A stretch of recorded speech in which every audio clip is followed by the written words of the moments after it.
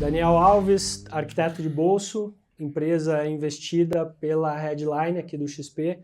Romero Rodrigues, além do Headline, acho que a grande maioria que conhece por conta foi fundador do Buscapé.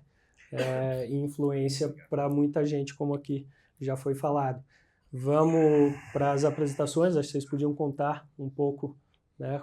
Daniel, conta um pouco da empresa, o que vocês fazem.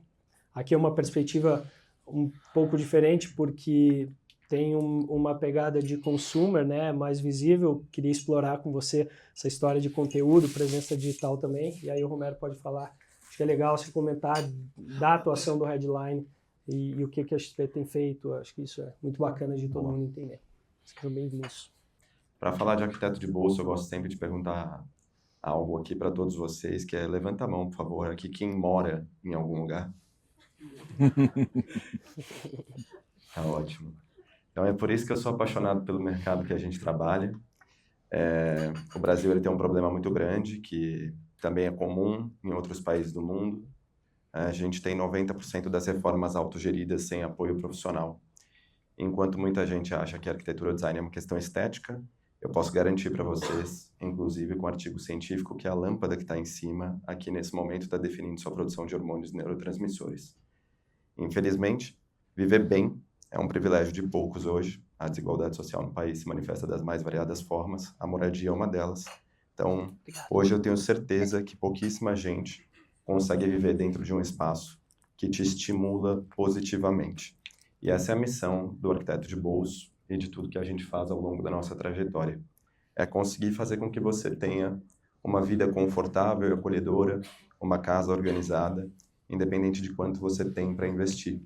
E isso convergiu para a gente criar um produto onde você começa a sua jornada com um diagnóstico feito por inteligência artificial que traz todo o seu hábito do viver, do morar, seu lifestyle, transforma isso em inteligência para os nossos arquitetos e designers de interiores, e aí você faz uma consultoria online, onde em 90 minutos nós encontramos 3 versões para o seu ambiente, tendo ali distribuição do espaço, que gera um layout 2D, você visualiza como vai ficar, com perspectivas 3D, Tour 360 com navegação imersiva para visualizar de todos os ângulos, lista de produtos, quantidades e preços, e tudo isso por imensos R$ 199 por ambiente.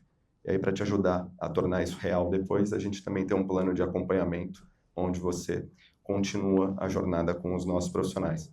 Então, teto de bolso é uma solução completa que te entende, transforma o seu ambiente, torna real e depois te acompanha até isso, de fato, ser factível, ser realidade para você. E aí, com isso, a gente já chegou em mais de 200 mil ambientes transformados em 12 países. São 4 aportes, né, para quem interessa hoje aqui o papo. E o mais recente, junto com um fenômeno, que se a gente está aqui hoje, né, pelo que ele começou em 1999. Então, muito obrigado. E não esqueçam de entrar no Instagram agora e já começar a seguir a gente. Bom, pela qualidade do pitch, já deu para entender o que ganhou o cheque. Muito bom. Craque. Eu tô sem... tá aqui, não. Achei. Tava aqui do lado. Olá. Bom dia. Tudo bom, gente? Eu sou o Romero, sócio da Headline e acho que me defino muito como empreendedor até hoje mesmo.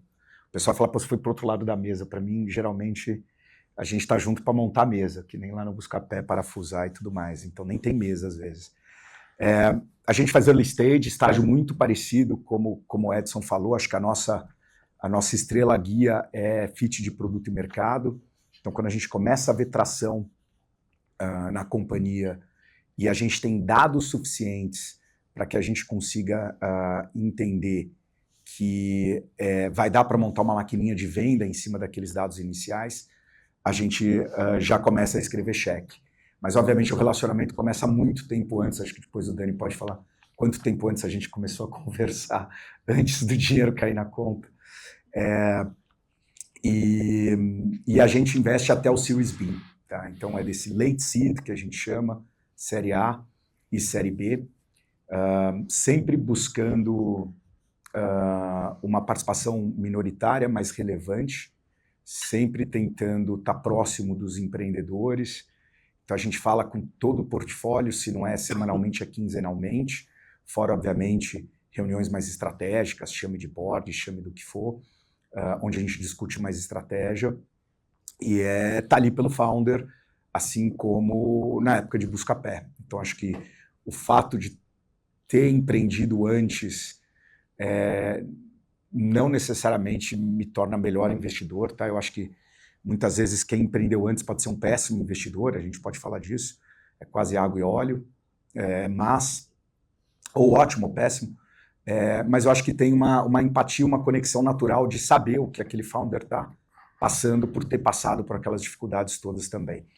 E isso acaba gerando uma empatia, que acaba gerando um canal, que acaba gerando uma confiança que faz com que muitas vezes as nossas provocações sejam melhor absorvidas. A gente está num mercado em que, normalmente, e aí eu concordo 100% com o que a Miriam e o Edson falaram, talvez seja a única classe de ativo que o ativo escolhe o gestor, né? O que eu quero dizer? Se fosse um fundo de ações e eu decido comprar Vale ou Magalu, eu vou lá na prateleira, pego o Vale, pego o Magalu e ponho para dentro.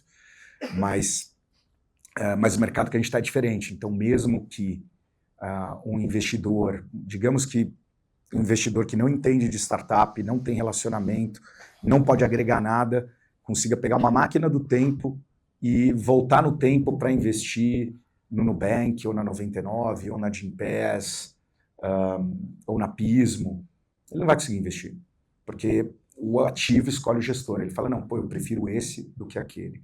Então, tudo que a gente tenta fazer é gerar essa externalidade para a gente ser o escolhido dos empreendedores, dos founders. O founder que a gente costuma investir, ele vai ter mais de uma opção na mesa e a gente entende que a gente tem que ter esse diferencial. Tá? Depois a gente fala mais, eu acho que a sessão anterior comentou sobre esse namoro, né, essa dança, e a gente pode falar mais disso, mas por isso que em geral, a gente prioriza e privilegia relações que são menos transacionais, porque não estou vendendo um carro, né? A gente vai casar e vai construir um negócio durante 7, 8 anos, então essa dança tem que ser bem feita. A gente costuma ser investidores que vão ficar para a vida inteira, ou seja, a gente costuma entrar com o founder e sair com o founder no final, seja uma saída feliz ou triste. A gente não é um fundo que flipa ou que vende para outras posições. E muito nessa criação de valor, a gente tenta na plataforma trazer ingredientes que possam ajudar no sucesso daquela startup. Se vocês entrarem na homepage da Headline, tem uma frase, que é uma frase até que no Brainstorm eu de certa forma provoquei, que é que a gente investe nos founders que já iam dar certo. Ninguém que a gente investiu deu certo ou vai dar certo por nossa causa. Então a gente tem humildade de reconhecer isso. O máximo que a gente consegue fazer é acelerar um pouco essa curva de aprendizado, talvez dar um pouco mais certo, talvez um pouco mais rápido, né? Mas o sucesso já está ali naqueles empreendedores. Então, enfim, acho que é um pouco isso. Do ponto de vista de plataforma, a gente tem 2 parceiros importantíssimos. Um é a XP, que não só ajudou a captar o fundo, mas também ajuda a originar oportunidades Brasil afora e traz uma prateleira de soluções financeiras. Então, por exemplo, recentemente a gente investiu numa companhia chamada Blips, a gente entrou no equity, o banco montou o FDIC. Uma outra companhia que a gente investiu precisava de uma ponte até o nosso dinheiro poder entrar, a gente conseguiu a ponte através da XP. Então a gente acaba criando um pacote de soluções ali, que está muito próximo da casa e obviamente arm's length, se outra instituição financeira está oferecendo condições melhores, a outra instituição financeira leva, mas em geral a gente consegue articular algumas coisas diferentes. E o outro parceiro são os nossos sócios de fora, que é a Headline e a Redpoint, que participam do nosso comitê de investimentos e que estão investidos em mais de 2.500 startups, com 490 saídas e IPOs, e que ajudam a conectar os founders do nosso portfólio com essas startups americanas, europeias ou asiáticas, o que também acelera a curva de aprendizado. Então, você eventualmente poder sentar, que a gente fez no passado, com o head de churn do Netflix para discutir churn, provavelmente vai ter poucas pessoas no Brasil que apanharam tanto tentando resolver churn quanto esse cara. A Netflix foi um investimento série A da Redpoint em 99, e assim por diante. Então, tudo que a gente faz é para justamente tentar acelerar esses founders que já iam dar certo. Muito bem, antes da gente entrar de fato, né, temos aqui investidor e investida na última rodada, eu queria que você comentou que vocês fizeram 4, foram 3 anteriores, então se puder dar um geral em como foi desde o começo, quanto vocês levantaram, com quem e tal, até a gente chegar a construir uma timeline, e aí eu queria explorar um pouco, né, do teu lado, do lado do Romero, da Headline, como que foi o processo de investimento, acho que muito parecido com o papo que a gente teve antes, mas ainda que seja estágio parecido, eu quero sempre chamar a atenção, cada rodada é uma rodada, cada caso é um caso, cada empresa é uma empresa, os fundos e os investidores são diferentes, e acho que aqui está a riqueza. Então, se puder, Daniel, dá um overview aí de como é que foi desde o comecinho, qual foi a primeira grana que entrou de fora. Boa, tá bom, vamos lá. A gente tem uma jornada bem parecida com a literatura das startups, né? Você trouxe ali o gráfico em a mediana de 2 anos de rodada em rodada, são 8 anos de vida, são 4 aportes, não necessariamente eles foram de 18 a 24 meses cada um deles, e a gente tem mais uma aleatoriedade no meio desse caminho, que até antes da Headline, os próprios fundadores haviam investido, acho que tanto quanto as rodadas anteriores, basicamente, muito próximo disso. Então, eu costumo usar até um termo que a gente chama dentro de casa, que a gente diz que nós não somos founders full-time, nós somos founders full-life no business, porque, às vezes, eu entendo que nesse mercado, como existe muito glamour dentro do empreendedorismo, dito de quem vê de fora, né? Existem muitas falácias que dizem que você vai ficar rico muito rápido, que você vai fazer uma coisa muito rápido. Eu aprendi com meu pai muito cedo que se você estiver numa guerra e houver qualquer divergência entre o mapa e o terreno, confia no terreno, e o terreno é sempre muito duro, né? Então, a gente tem um business que a gente vive para o business e não é o business que facilita, de fato, a nossa vida. Então, a Marci e eu, é importante mencionar que eu tenho uma sócia cofundadora, que é a nossa CEO e cofundadora, é a Marcinha. A Marci e eu começamos em 2017 com essa tese. A gente se conhece, na verdade, em 2014, a gente começa essa tese em 2017. Nós começamos com capital próprio. A gente investiu R$300 mil no começo. Para quem pesquisar na internet, vocês vão encontrar arquiteto de bolsa, vocês vão ver que tem um nome associado que chama UPIC, U-P-I-K, que é o nome do CNPJ mesmo. Foi quando a gente começou lá atrás. A gente criou um trailer, que era um escritório móvel, que ficava uma semana em cada bairro de São Paulo e oferecia consultorias por hora a um preço acessível. Então, era um negócio físico dentro de um trailer antigo que a gente reformou, que tinha 10 metros quadrados, e a gente andava com ele pela cidade. Era tipo um food truck de arquitetura e design de interiores. O Alexandre da Vitacom era maluco pelo trailer, ele queria fazer hoje da Halsey, né? Ele queria fazer um decorado dentro do trailer. Ele falou, não, vamos fazer um decorado de 10 metros quadrados. Então, a gente começa assim, lá em 2000, na verdade o trailer vem em 2016, a gente roda um ano nessa tese, coloca capital próprio, ele começa a fazer receita, a gente tem outras pessoas copiando o modelo do trailer pelo Brasil, e aí você via como você pode influenciar para o bem ou para o mal, né? A gente está influenciando pessoas a fazerem aquilo que elas não deveriam fazer, porque o trailer era um modelo de negócio que não parava de pé. E aí a gente entende que era necessário pivotar, construir um negócio mais tecnológico escalável, e a gente entra na ACE, num programa de aceleração da ACE Startups, que é super renomada, super bacana, do Pedro e do Mike.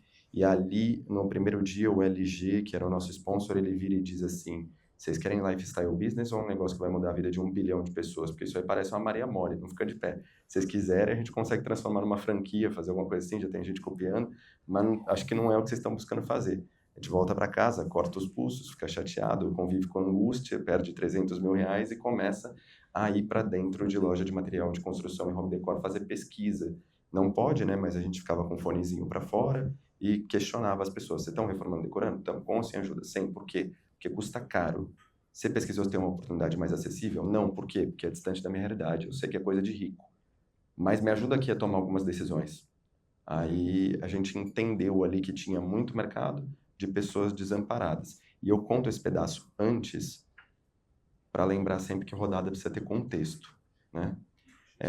Então a gente passou por isso, a gente foi lá, skin the game, colocou, suou, deu errado, fizemos pesquisa de mercado. Quando a gente tinha muita clareza de qual era o problema que a gente precisava resolver, a gente colocou um MVP Frankenstein na mesa, que era, enfim, tudo conectado com um Zapper, com robô na mão, feito um monte de coisa que a gente precisava fazer lá. Formulário do Google, só ferramenta gratuita. E com esse MVP na mesa, a gente conseguiu chegar em alguns varejistas. A gente começa no varejo, a gente começa B2B, a gente vai para dentro de Tok Tok, Telha Norte, uma turma. Que ano era isso? 2017. Que foi o começo. Aí foi o começo. A gente levanta a primeira rodada com a Ace, aí a gente levanta um cheque super pequenininho, de 150 mil reais.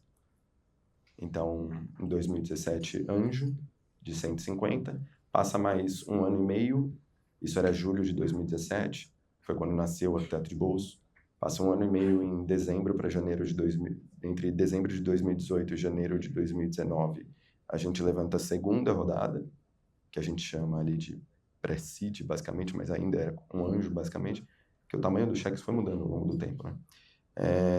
Com a Bossa Nova, com a GV Angels e com a Between, que é um player, um pequeno family office do Sul.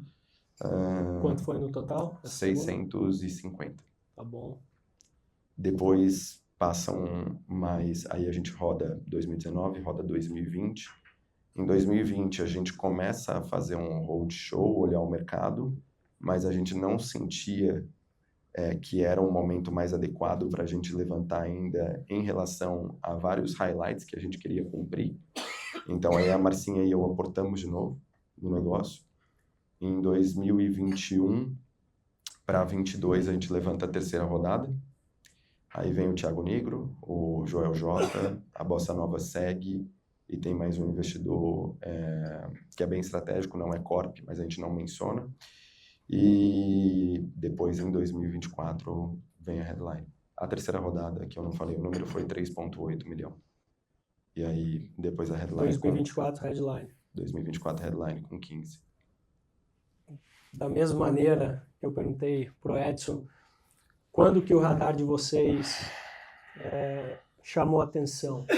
Piscou lá no radar, arquiteto de bolso, porra, acho que agora é o momento da gente aprofundar um pouquinho. Olha, eu acho que assim, uma parte muito importante da nossa tese é pessoas. E acho que esse momento de mercado de menos liquidez, quando comparado a 2020, 2021, tem trazido uma oportunidade para a gente poder ter tempo e conversar, não tem aquela loucura de, tem 6 dias para colocar um term sheet. Então, eu lembro que eu escutei o pitch do Dani, acho que foi mais ou menos 1 ano antes, se bobear, né? Foi em 23, não foi? Antes ainda, né? Desculpa, foi um pitch de captação ou foi um pitch de... Foi um pitch do negócio. Relacionamento, mas já mostrando, levantar, já captando, foi. Eu achei super interessante, achei ele muito bem preparado, a qualidade, eu lembro quando ele saiu da sala, meu time todo olhou e falou, caramba, acho que foi o melhor pitch que a gente escutou até agora do Headline 3. E tudo muito coeso, fazia muito sentido. A gente tinha uma série de questionamentos naquele momento, natural, como você sai de qualquer reunião. Então, o que a gente está perdendo aqui? Será que o mercado é grande ou é pequeno? Será que essa dor realmente, né? É aspirina ou é vitamina? E, enfim, seja qual for o frame mental usado. E aí a gente continuou interagindo, até que a gente foi ganhando confiança na tese, foi ganhando confiança no tamanho do mercado e foi vendo a evolução, principalmente, dos founders, conhecendo mais, sentindo como ele, a Marcinha, operavam e operam, E aí as coisas foram convergindo, porque ao mesmo tempo que, quando a gente escutou o pitch dele, que realmente foi antes, acho que foi logo que a gente colocou o fundo de pé, foi 22, final de 22 talvez, foi ficando mais claro também outras teses internas nossas. E uma tese muito relevante, que surgiu, obviamente, de 22, final de 22 para cá, obviamente, aquelas duas letrinhas que todo mundo tem que ter no pitch agora, que nem todo mundo tinha blockchain antes, que nem todo mundo tinha Web3, que nem todo mundo tinha multiverso, que é AI. Não existia essas letras no pitch do arquiteto de bolso, tá? Mas a gente entende que um posicionamento para se estar num mercado como o brasileiro em AI, um deles, dos vários, é você ter dados, ter informações que são exclusivas suas, que os modelos que existem não vão conseguir scrap, e isso te coloca numa posição muito melhor para você poder aprimorar ou treinar um modelo proprietário. E ao longo desses 8 anos, a Arquiteto de Bolso não só tinha conseguido resolver tecnicamente, mas também resolver, diria do ponto de vista psicológico, talvez de processo, como é que você faz para em 1h30 resolver a decoração de um ambiente, sendo que eu e a minha mulher ficamos brigando por 1 ano e meio para decidir a cor da sala. E ele fez isso em 1h30, né? Talvez seja a maior causa de divórcio. Quem já reformou aqui, casado? E como é que ele consegue fazer isso com o NPS de 91, 92? E não só isso, existia não só esse molho secreto, mas existia toda um conjunto de dados e de informações provenientes dessas trocas, desses 60 mil ambientes, e provenientes de quais os produtos que compõem os ambientes e como são os ambientes finalizados, que na nossa visão colocavam a companhia numa posição muito privilegiada para AI. E isso a gente não conseguiu concluir, não foi nem provocado no primeiro pitch, porque ainda não era óbvio, nem para eles, nem para a gente. Isso veio dessas trocas que foram acontecendo ao longo desse 1 ano e meio aí, alguma coisa assim, até a gente fazer o cheque. 1 ano e meio de negociação, de Não, avaliação e... eu acho que foi 1 ano e meio de namoro, de envolvimento, de conhecer como pensa, eles também entenderem como a gente pensa. E não foi exatamente negociação, não, foi muita troca, muita mentoria, construção. Eu acho que aqui, e devolvendo o carinho do Edson, acho que o jeito que a gente pensa, Headline e Astela, ouso dizer com todo o respeito que é muito parecido. Eu comecei a investir como anjo em 2004, 2005. Eu já investi 3 vezes na Vetex, e nenhuma delas eu ganhei dinheiro. Eu investi como e-plataforma, depois eu investi de novo quando mudou para a Vetex, depois eu investi como Buscapé, da física como e-plataforma em 2004, 2005, no Mariano e no Geraldo, que era o primeiro nome, depois como Buscapé, a gente chegou a ter 51% da Vetex, vendemos para Riverwood, depois que eu saí do Buscapé, a Naspers vendeu, a Prozis vendeu, e depois no IPO. No IPO eu ganhei um pouquinho de dinheiro, mas no resto não. Por minha culpa, tá? Não por culpa da Vetex. Mas o ponto quando eu estava no board da Endeavor e a gente criou um grupo de trabalho para ajudar a Endeavor, que o Edson participava, o nível de high touch, eu vou dizer, talvez por falta de uma palavra melhor, que o Edson tinha ali com o time para trazer ideias, para provocar e para agregar valor, era muito superior ao que eu tinha tido como investidor anjo antes e como Buscapé, que a gente tinha um programa de CVC no Buscapé lá atrás. Então, eu acho que isso começa antes, não só depois que você investe, né? Eu acho que o namoro é dos dois lados. Eu acho que o founder precisa fazer muita diligência também do seu investidor, porque, juro para vocês, é melhor sofrer um pouco mais do que casar errado. É longo, tá? A gente brinca na Headline que o último teste que a gente faz é o teste do aeroporto. O teste do aeroporto é o seguinte: eu imagino que eu estou numa conexão, sei lá, qualquer lugar. Quanto pior a conexão, melhor a imaginação. Dallas, estou lá em Dallas, parado, não sei o quê, meu voo é cancelado, eu vou ficar 7 horas ali parado. Eu olho para o lado e vejo o Dani. Eu vou, alternativa A, falar, Dani, pô, que legal, você tá preso aqui também, vamos lá papiar, vamos beber uma e tal. Ou eu vou falar, putz, cara, Dani aqui, cara, tomara que ele não me veja. Se for o segundo, esquece. Não pega. É o melhor valuation do mundo. Tem um motivo para ser o melhor valuation do mundo, by the way. Não pega, tá? Porque não vão ser 7 horas, vão ser 7 anos. Entendeu? Então eu acho que o que aconteceu foi isso, foi muito dessa troca para os dois ganharem confiança e chegarem num acordo final. Porque aí a parte econômica, ela é menor. Eu acho que o momento de maximizar a valuation é a última rodada, é a saída, é quando tem secundária para o teu bolso. Se você querer maximizar a valuation no meio, você está, no fundo, jogando para a plateia, que é uma manchete bonita. Você tem que minimizar a diluição, isso sim, você tem que proteger teu equity. Mas não necessariamente você vai fazer isso maximizando o valuation. Tá? Geralmente, principalmente no early stage, quem pode agregar valor não necessariamente é quem vai fazer o maior cheque, porque quem está fazendo o maior cheque sabe que precisa ganhar na força bruta. Você falou do Buscapé de 2004, me veio uma coisa agora na cabeça que eu queria chamar a atenção para ecossistema e como as coisas são interrelacionadas aqui 20 anos depois.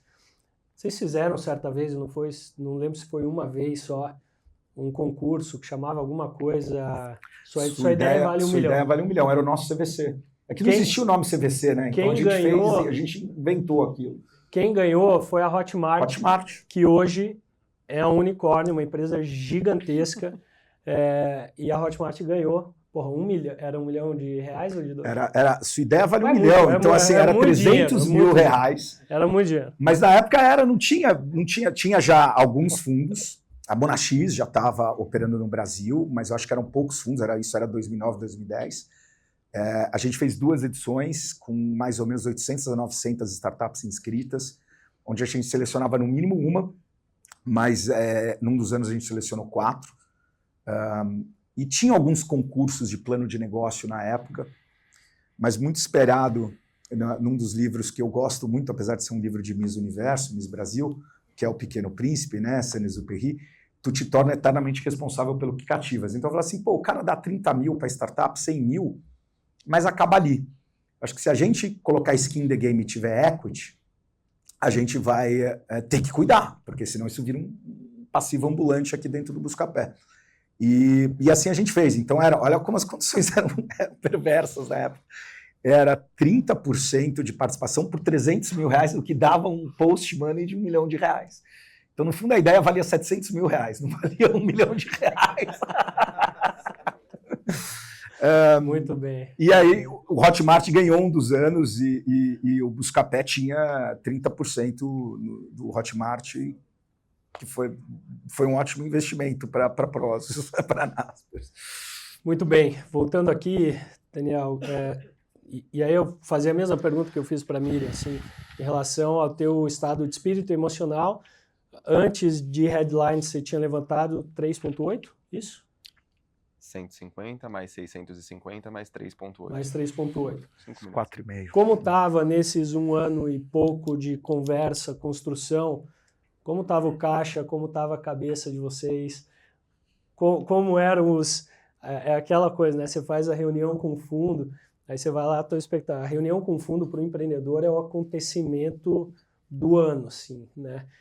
Você não dorme direito, você conta ali para tua esposa, para teu marido, e aí você vai, crente que você vai voltar com o cheque, não volta, aí marca a reunião, mais uma reunião. Então, assim, realmente é uma montanha-russa emocional. Eu queria que você contasse um pouco, além do emocional, como estava o caixa da empresa, o burn rate de vocês. Boa. Eu gosto sempre de lembrar que tem uma frase do Guimarães Rosa, em Grandes Sertões Veredas, que o Teobaldo fala que viver é muito perigoso, sempre acaba em morte. E eu acredito que isso é muito parecido com o empreendedorismo, né? Se você observa os números, na verdade, o mais óbvio de acontecer é que não dê certo. Não está de pé é uma exceção. Isso significa que a gente gosta de ser brutalmente honesto dentro do arquiteto de bolso. Eu falo isso com o meu time, a Nathalie está aqui, por exemplo, que é a nossa social media. E eu sempre converso dessa forma com os times. Eu falo, a exceção é estar vivo, a exceção é chegar nesse estágio. Então, eu acredito que o empreendedor ele precisa se acostumar com a angústia de viver com todo o entorno que nós temos. É a angústia de gerir o caixa, é a angústia de você ter que projetar sempre o futuro, e aí tem uma coisa sobre estado de espírito,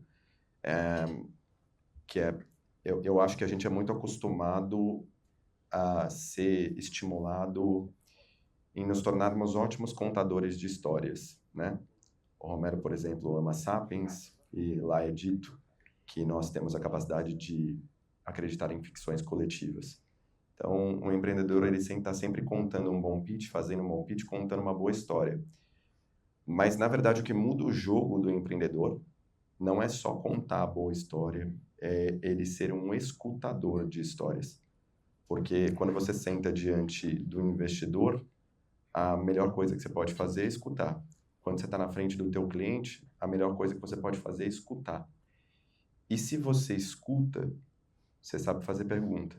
Você sabe fazer pergunta, você tem sempre um direcionamento a partir daquela pergunta que você está fazendo, e isso diminui um pouco o teu nível de ansiedade do dia a dia, porque o que gera ansiedade é aquele medo de você estar parado, de você não estar conseguindo crescer na velocidade certa, de você não estar fazendo tudo que você precisa fazer, mas se você está se movimentando, aí você fica um pouco mais controlado, né?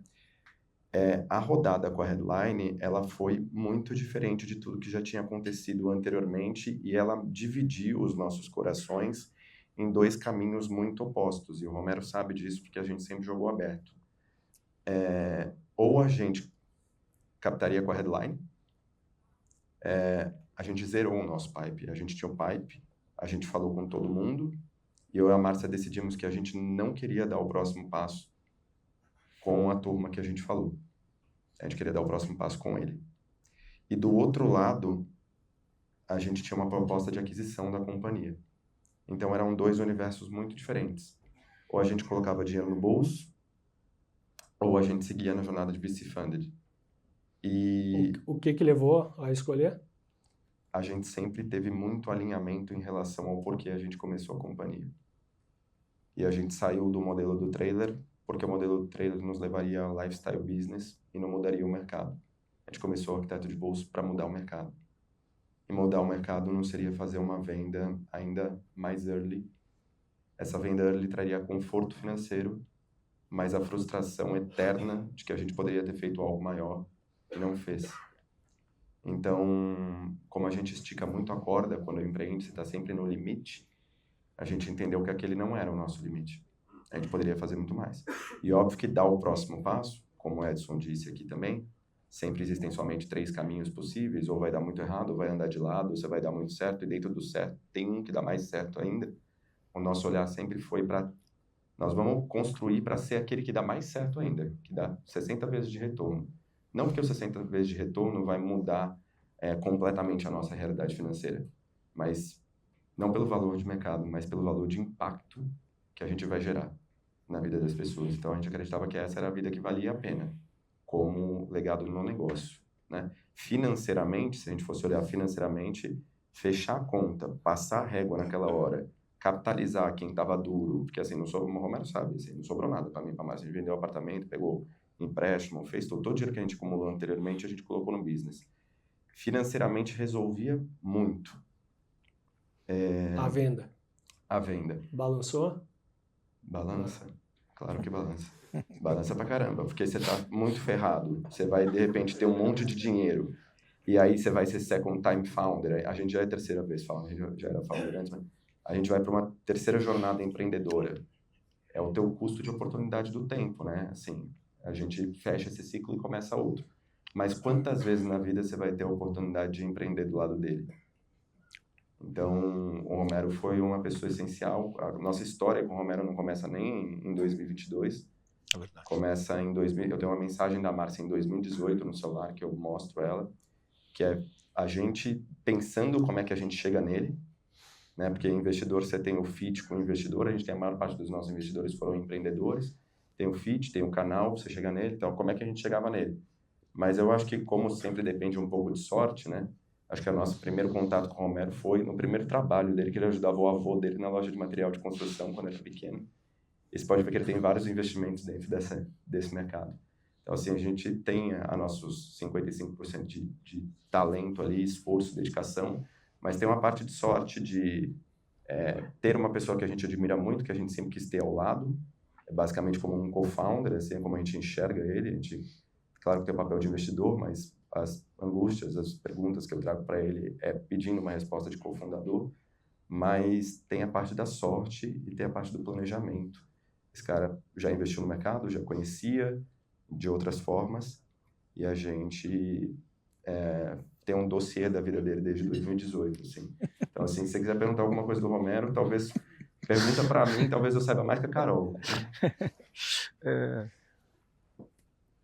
Te ouvindo aqui, me traz um insight importante, acho que é meu papel fazer isso também, que fundraising não é metralhadora. Se ele estava falando com a sócia, trocando mensagem, como que chega especificamente no Romero, quer dizer assim, são gastas muitas horas analisando quem são as pessoas, quais são as teses, qual é o momento. Então, assim, não adianta baixar a lista de e-mail ou fazer cold call no LinkedIn ou até preencher formulário de site.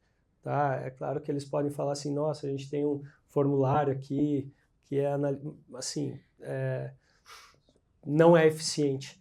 Então, no Brasil, não é um mercado, né, de venture capital gigante como é nos Estados Unidos, o que traz uma questão, por um lado, favorável, é que assim, a dedicação de tempo para você pegar poucas dezenas ou poucas centenas de pessoas e realmente estudar a vida de cada um, tem muita coisa do Romero, do Edson, de todo mundo, podcasts, entrevistas, eles são ativos no LinkedIn e outras redes, é isso. Você deve ter perdido as contas de quantas horas você estudou e a abordagem sobre. Então, assim, não é metralhadora, de fato. Tem um trabalho grande, é uma venda complexa, né? Eu acho que tem uma frase que eu escutei do Edson, e eu falo que é tua, tá, Edson? Se não for, você só confirma. Mas que você geralmente vai. Você já deve ter escutado a famosa, você vai pedir um cheque, você ganha um conselho. Você vai pedir conselho, talvez você ganhe um cheque. E a frase é muito bem escrita e gostosa de escutar e divertida, mas tem muita sabedoria lá, quer dizer, não é algo transacional. Eu já tive situações de founder que eu investi e depois o founder falou, cara, então, pô, eu não devia te falar isso que me coloca numa situação de fragilidade e tal. Eu falei, cara, não, porque, pô, a gente estuda que, pô, o VC, eu tenho que controlar a informação, isso porque já estava investido. Eu falei, cara, não, o contrário, quebra essa, estamos aqui junto, o barco é um só. Então, num ciclo mais recente de founders, eu vejo muito isso de falar, pô, o cara tá no cap table, mas não sei direito o que ele quer, pode ser que ele... Eu preciso continuar o processo de venda, parece. Eu acho isso ruim. E acho que sobre a característica de founder que o Dani falou, eu concordo, é escutar muito. E acho que um dos motivos que faz gente jovem empreender mais do que gente mais velha não é a idade, na minha opinião. Esse é um dos artigos que eu tenho não publicado. Tem um conjunto de artigos nunca publicados, e a maioria deles nunca foi escrito também. Mas estão aqui. O que faz o jovem empreender mais do que uma pessoa que tem mais idade, na minha opinião, é um inconformismo. Então, se você não está inconformado com o mundo e a tua startup não está resolvendo esse teu inconformismo, repensa, vai pro divã. Porque é isso que fez o Dani não pegar o cheque e continuar. Foi falar, caramba, mas eu vou parar agora, eu continuo inconformado, as pessoas moram mal, tem um mundo inteiro para mudar. By the way, ele não comentou, mas ele não é copycat. o cara mais parecido com ele, que é uma startup americana, em vez de entregar em 1h30, entrega em 5 dias. E custa 10 vezes mais. Então, assim, ou mais de 10 vezes até por causa do câmbio. Então, eu acho que é esse inconformismo que tem que mantém aceso, é esse inconformismo que alimenta o propósito, alimenta a missão, alimenta a cultura, que faz as pessoas falarem, caramba, vamos lá. É isso que é aquele sentimento, vamos dizer, hacker que o Zuck fala, né, de move fast and break things. É sobre esse inconformismo. Eu acho que vale muito sempre, nesses momentos de dúvida, você tentar entender se o mundo realmente ainda precisa daquela tua solução, e mais do que isso, se você segue inconformado com aquilo. Quanto que hoje relação com investidores e o fundraising em si ocupa na tua rotina? Bom, você mencionou no começo que fundraising é uma atividade em looping, né? Eu gosto muito de processualizar as coisas. Eu gosto muito do método de pensar do Rigonati também. Então, para o Rigonati, tudo é sobre máquina e sobre engenharia, né? Na minha engenharia de fundador, fazer relacionamento e conversar com investidores é uma atividade que ela não tem fim. Então, eu sempre me mantenho conversando. Como, por exemplo, quando eu estava no estágio de pré-seed, eu fiz várias conversas com fundos que nem tinham, nem investiam no estágio que a gente estava. Então, quando eu estava levantando 600 mil, eu falei com uma galera que investia a partir de 20 milhões. Mas eu não falei com essa galera com a mesma intencionalidade que eu estava falando com a turma que poderia colocar o cheque. Então, era a apresentação, era começar o relacionamento, né? Eu devo falar com o Rigonati, eu não sei se o Rigonati vai lembrar ou não, eu devo falar com o Rigonati faz uns 7 anos, assim. Ao longo dessa trajetória, eu já tive várias reuniões com ele ao longo do tempo. Então, acho que conhecer, falar, manter investidores próximos é sempre necessário. Captar tem momentos, tá? Então, é óbvio que hoje, assim, em proporção, meu Pareto não está nesse momento nos papos com investidores. Estou muito focado em fazer o negócio crescer, em fazer o que tem que ser feito, com as promessas que nós fizemos pela última rodada, entregar esse plano. Mas isso não para de ser feito, sempre tem, assim, agora para dar dados, né? Vamos lá, eu faço pelo menos 3 encontros por mês com investidores. Não chega a ser 1 por semana, vai entre 2 e 3 com investidores. A última vez que a gente captou já tem mais de 18 meses, então tem bastante gente conversando sempre, né?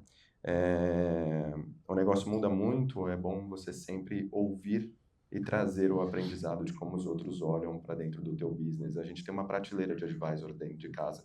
Eu tenho mais ou menos 15 advisors que são pessoas muito boas no mercado nas mais variadas áreas. E se eu tenho a oportunidade também de, com essa premissa de ser fundador, trocar ideia com outros investidores, eu só tenho a ganhar. Então, acho que o fundador olha muito pela perspectiva de quando vai ao encontro ao investidor pensar como é que ele constrói o próximo cheque, mas na verdade ele pode aprender muito dentro dessa conversa. Você tem algum rito semanal ou mensal? E aí eu não estou falando de governança com o Headline, teus atuais investidores, mas até de plantar sementes futuras, um report, uma atualização, você tem algum rito que você segue de fundraising futuro? Boa. A gente não tem eu não faço estruturadamente um report que eu disparo para todo mundo. Eu já fiz, eu experimentei, eu não gostei muito do resultado, porque o que eu encontrei naquele momento foi que durante um período as pessoas te respondem, falam alguma coisa, etc. Se você é muito constante depois e muito disponível assim dessa forma para quem não está no barco com você, depois muita gente não respondia mais, não comentava, não falava, e o que eu esperava daquilo era uma troca. Então tinha um one page que eu disparava e aí às vezes recebia um comentário, às vezes não recebia um comentário, enfim. E também tem uma questão ali de como a gente fazia, da exposição do business. Como o Romero falou, a gente não é copy-paste assim, do que existe. Então, é claro que qualquer um que olhar para o arquiteto de bolso e aprofundar e fizer um estudo vai conseguir entender como a gente opera. Mas a gente é um bicho muito diferente, assim. Às vezes a gente até olha e a gente fala assim, caraca, o que a gente fez aqui, né? E aí muita gente que entrou nesse mercado, assim, se você entrar hoje e começar a pesquisar arquiteto de bolso, 200 mil empresas vão começar a te seguir daqui a pouco, e um monte de coisa, tem um monte de copy-paste que tenta seguir a gente. Então a gente reduziu um pouco o volume de informação que a gente passa ao mercado. Mas eu faço isso nas conversas que eu mantenho constantemente e de uma forma mais, de um jeito mais informal, porque quem são os investidores que eu tenho mais próximo, eu realmente converso ali pelo WhatsApp, passo para tomar um café, estou indo em alguma reunião, já agendei uma reunião com outra pessoa. Aí só um comentário interessante que eu me lembrei depois que falei, que eu falei do negócio da sorte. A gente buscou tanto o Romero, que eu esqueci de mencionar. Quando a gente foi entrar no pipe da Headline, chegou um e-mail convidando a gente a entrar no pipe. Assim, a gente procurava tanto uma coisa que ela acabou acontecendo de uma forma mais orgânica. O processo começou por eles. Sensacional. Quero te fazer uma última pergunta para a gente finalizar aqui esse painel. Quais são as diferenças de se fazer fundraising de 25 anos atrás, da época do Buscapé, para agora? É claro que abundância de capital, não tinha né, tudo isso, AI versus e-commerce e tal, mas até a pergunta talvez tenha um viés mais prático, processual. Quais são as diferenças 25 anos depois? Boa. Bom, vou responder. Eu queria só fazer um comentário em cima do que o Dani falou, e polemizando sem querer polemizar. Eu não sou muito fã do always fundraising mode. Eu acho que tem uma linha tênue de você não falar e de você estar mandando report todo mês. Tem vários tons aí no meio. Você olha a história do Buscapé e olha a curva de crescimento nossa, você vai ver platôs, e esses platôs coincidem com o momento que a gente estava fundraising. Coisa mais escassa do founder é tempo e dinheiro. E se você está fazendo uma reunião... E assim, e o que faz todos os founders bem-sucedidos é saber separar sinal de ruído. Então assim, o que realmente importa? E aprende a falar não. Então, eu acho que o founder tem que sim fazer relacionamento inteligente. Você não vai oferecer dado sem o cara sentar com você para um café. E você não vai fazer isso com um cara que não vai poder te agregar nada. Ou não é o teu preferido. Não tem porquê. A não ser que você já esteja no momento de fundraising, no processo de fundraising estruturado. Mas antes, você tem que nutrir esse lead, você tem que manter ele quente, você tem que criar esse relacionamento, você tem que fazer essa dança, mas não gosto. Outra, o founder tem que controlar a agenda do fundraising. Então, não, levantamos, estamos aqui no meio, ainda temos caixa, mas o fundo bateu aqui, quer entrar, quer não sei o quê, quer não sei o que lá e tal. Prometeu que é rápido. Prometeu que vai... Não vai ter que fazer diligência, está no regulamento dele, vai distrair, vai começar a pedir mais dado. Isso eu estou falando contra mim, tá? Porque às vezes a startup que recebeu investimento adoraria ligar. Pô, entrou o cheque da Astela. Miriam, não, deixa eu entrar uma extensãozinha aqui. Não. Vai, cara, controla a agenda. A Birkin, porque ela não está disponível. Rolex é a Rolex porque você não consegue comprar. Eu não estou falando para você ser arrogante, não estou falando para você ser pedante, isso aí é péssimo, é horroroso. Mas eu estou falando, controla a agenda. Seja educado, fala, putz, legal, tal, não sei o quê. Assim que tiver alguma coisa, eu vou te comunicar. Vamos falando enquanto isso? Transforma isso numa agenda de relacionamento. Né? Às vezes você nem conversou com o cara direito, o cara tá te pingando porque anunciou a rodada, perfeito. Se ele estiver te pingando porque anunciou a rodada para criar relacionamento para a próxima, legal. Se ele tá pingando correndo para entrar nessa, você nem conhece ele direito. Então, controla essa agenda. Então, isso é uma das coisas que mudou. O ecossistema está muito, muito bem desenvolvido. Para você ter uma ideia, o meu seed do Buscapé, a gente teve 8, a gente foi reativo. Então, primeiro eu, mas a gente foi reativo. Já tinha o Buscapé no ar e tal. Veio aquela onda de startup em final de 99. A gente recebeu o approach de um monte de gente, recebeu 8 propostas. Tinha um banco inglês listado em bolsa para investir do balanço dele.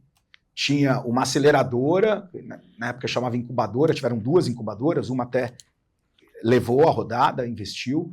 Tinha anjo que tinha saído do mercado de telecom, tinha empresa, ou seja, era uma bagunça. Para fazer o seed, você tinha todos os tipos, você tinha investidor que hoje seria de anjo até mezanino, falando com a gente. Sério, era completamente bagunçado. Hoje você tem um investidor para cada etapa da tua empresa, se especializando para te ajudar naquele momento. Isso ficou muito mais fácil, né? Bom, capital está disponível. Na época, você literalmente, antes desse primeiro boom, não existia captar para uma empresa pequena. Você conseguia captar se fosse na Caixa e tivesse um imóvel ou um carro e desse como garantia, fizesse uma hipoteca da tua casa.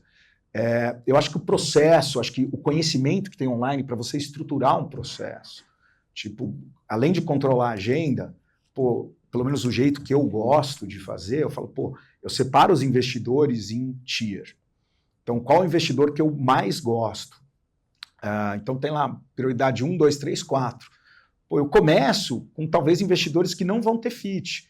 Para quê? Para treinar o pitch, para entender se o deck está bom. Boi de piranha mesmo.